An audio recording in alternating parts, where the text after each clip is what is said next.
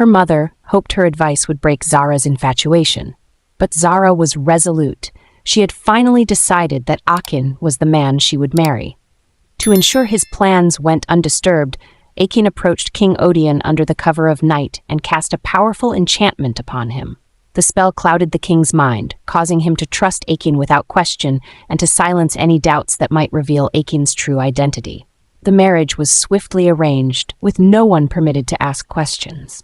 5 days later, the kingdom was alive with the sounds of celebration. Akin arrived at the palace in grand fashion, surrounded by what appeared to be his family and companions. Clad in shimmering garments, his escort seemed like an army of noblemen and women, though their eyes held a strange emptiness that many dismissed as nerves. However, there was one man, an old villager named Izu, who sensed something was wrong. One day, as Akin and his people were making their way to the palace for the wedding, Izu saw them in the distance. Curious, he looked between his legs, an old trick he had learned from the elders to see spirits. His heart nearly stopped. Akin and his people had no feet. They were floating above the ground. "He's a ghost!" Restless spirits, pale and silent, cloaked in the guise of humans. Izu cried, running to the palace. Izu's blood ran cold. He bolted toward the palace, his heart pounding with fear. Bursting into the throne room, he tried to warn the king, breathlessly recounting what he had seen. "Your Majesty, these people, they are not what they appear. Akin is a spirit, and he has come with evil intentions." But the king, still under the enchantment, only saw Izu's warning as an insult. Enraged, King Odion called upon Akin, who listened to Izu's words with a cold smile. With a mere wave of his hand, Akin ordered the guards to seize Izu, and he was taken away swiftly. No one was allowed to interrupt the marriage, and Izu's pleas went unheard. The ceremony continued, and Zara was wed to Akin. Soon after, she prepared to leave for her new life with her husband. Her most trusted servant, Neka, and several other maidens accompanied her. As they set off, Neka could not shake the gnawing feeling of jealousy and resentment that Zara had married someone so powerful. Yet she kept her thoughts hidden, vowing silently that she would find a way to win Akin's favor, no matter the cost. As Zara and her companions journeyed further from the palace, she began to feel uneasy. The forests grew darker, the air colder. Shadows seemed to flicker at the edge of her vision, and strange sounds rustled through the trees. Suddenly, one by one, Akin's escorts began to disappear. At first, Zara thought she was imagining it, but each time she turned, another figure had vanished into thin air. Panicked, Zara looked to Akin.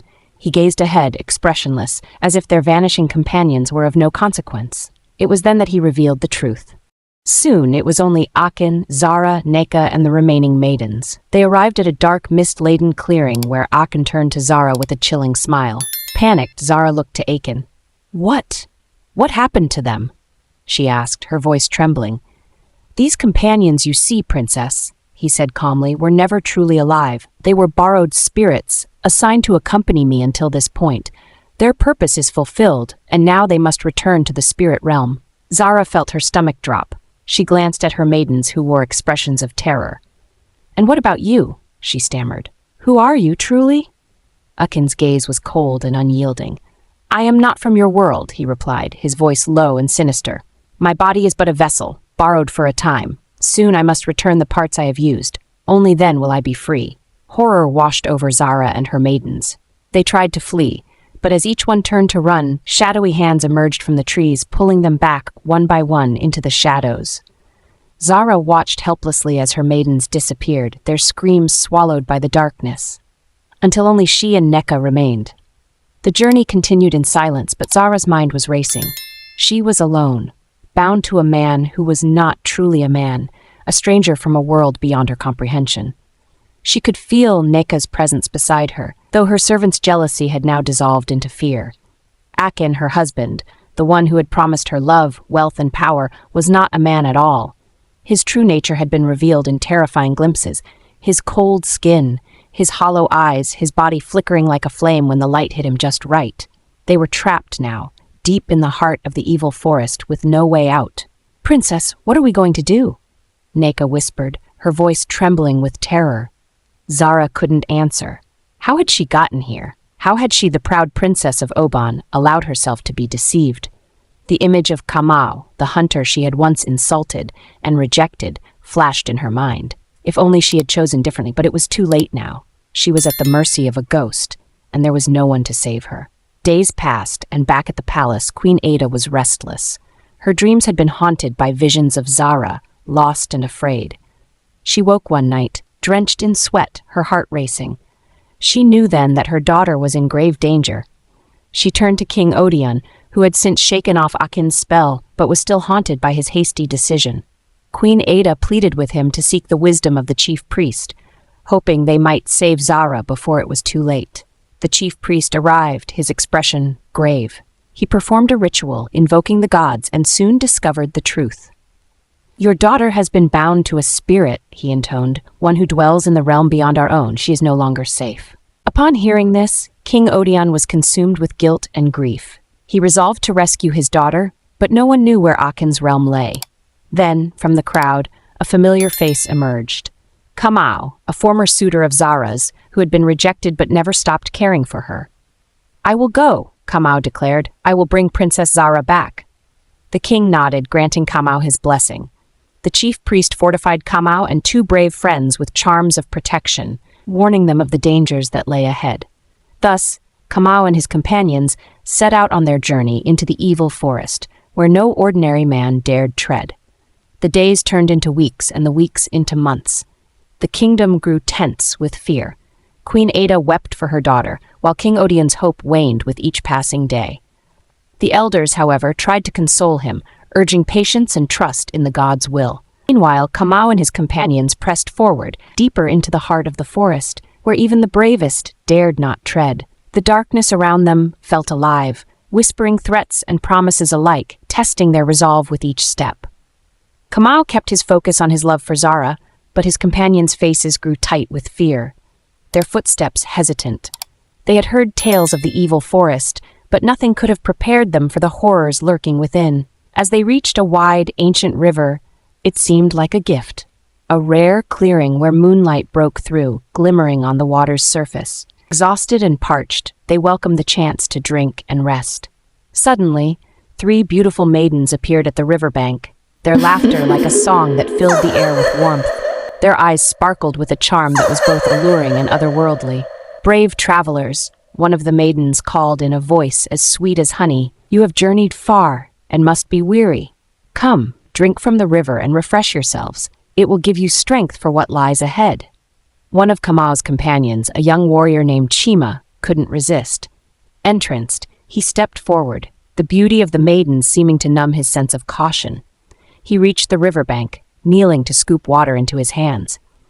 As soon as he touched it, however, the water turned dark, swirling around his hands like tar. His face twisted in terror as the maidens' forms shimmered, revealing themselves to be ghastly spirits with hollow, unblinking eyes. Their mouths stretched into wide, chilling smiles as they began to sing a low, haunting melody that lulled him into a trance. "Chima, no!" Kamma shouted, but it was too late. One of the spirit maidens wrapped her arms around Chima, pulling him into the river's depths, her laughter echoing as the water swallowed him whole. Only a ripple on the dark surface remained where he had once been. The remaining companions drew back, terrified, yet bound by loyalty to Kamma and his mission. They knew they could not turn back now, though dread pooled in their hearts.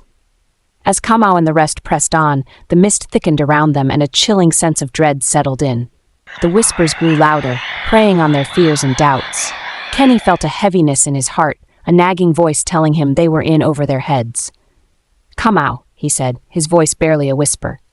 "I don't know if I can do this. This place, it feels wrong." Kamma turned, concern etched on his face.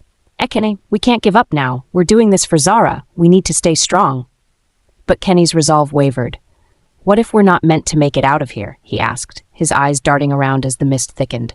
The whispers in the fog were relentless, echoing his fears. "You're not strong enough. You'll never save her. You should turn back." The weight of those thoughts began to crush him, and he felt his strength waning. "I can't shake this feeling," he admitted, gripping the edge of the fallen trees as they crossed the narrow bridge. "What if I'm just dragging you down?" "Don't say that," Kamma urged, his voice filled with urgency. "You're not a burden. We need you. Just focus on the goal." But the mist twisted around Kenny, sapping his willpower. The voices grew more insistent, and he began to stagger, overwhelmed by doubt. "Kamma, I can't see. I feel like I'm losing control. Stay with me, just a little further." Kamma shouted, trying to reach for him, but Kenny was already caught in the fog's grip, struggling to keep his footing. In that moment of confusion, the ground beneath him felt unsteady. As he stepped back to regain his balance, he miscalculated the edge of the bridge. "Kamma!" he cried, his heart racing as he slipped, arms flailing for something to grab onto. "Kenny!" Kamma screamed, desperation rising in his chest as he lunged forward. But it was too late. The chasm opened wide beneath Kenny, swallowing him whole, his scream lost in the darkness. Kamma stood frozen for a moment, grief-stricken and furious. The realization struck him that it was not just the spirits that had taken Kenny, it was his own doubts that had led to this tragedy. As Kamma and his last companion, Kelechi, walked through the winding paths of the evil forest, a thick mist rolled in, making it hard to see. The air grew colder and everything went silent. Suddenly, they heard a beautiful song that seemed to come from everywhere. "What's that?" Kelechi asked, looking around. From the fog, 3 stunning maidens appeared, their long hair shining like the moon. They floated toward the 2 friends, their eyes sparkling. "Come, weary travelers," the oldest maiden said, her voice soft and inviting. "Rest by the river with us. Refresh yourselves. Your journey is dangerous." Kamma felt uneasy. "Kelechi, don't listen to them. They're spirits. This is a trap." But Kelechi, enchanted by their beauty, stepped closer. "Just a moment, Kamma. I want to see." Before Kamma could grab his arm, Kelechi moved toward the riverbank, where the maidens beckoned him with graceful hands. The water sparkled, reflecting the moonlight. The maidens sang sweetly, drawing Kelechi in. "No, Kelechi, come back!" Kamma shouted, but his voice was lost in the lovely song. Kelechi knelt by the water, captivated by the promise of rest. The maidens leaned closer, their smiles growing wider, revealing sharp, glistening teeth. Suddenly, Kelechi's expression changed from wonder to fear. The maidens lunged at him, their hands turning into claws that grabbed him tightly. "Join us!" they yelled, their voices echoing with malice. Kamma rushed forward, trying to pull Kelechi back, but it was too late. Kelechi struggled against the maidens, his eyes wide with terror. "Kamma! Help me!" he screamed as they pulled him under the water, bubbles rising around him. The last thing Kamma saw was Kelechi's frightened face disappearing into the depths, the beautiful song fading away.